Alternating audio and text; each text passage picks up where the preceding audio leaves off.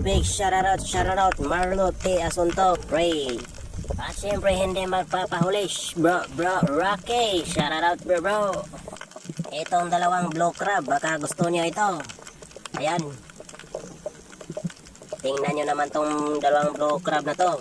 Ano sa tingin nyo yung ginagawa nila? Pasensya na, ay naabala ko pa kayo. Sige, tuloy nyo lang yan. Magpakarami kayo. Para may maraming blue crab sa spot na ito. Ngayon ko lang ito nakita mga mates. Ganito pala sila. Kahit saan sila palakad-lakad ay nakasabit pa rin. Patay na. Naistorbo patuloy itong isang layon. Layon ba to? O isang pabo? Ayan. Manood ka na lang dyan, Mr. Pabo. Tingnan yung mga blue crab na nag-aano. Ikaw na muna watchman nila. Baka madaanan pa to ng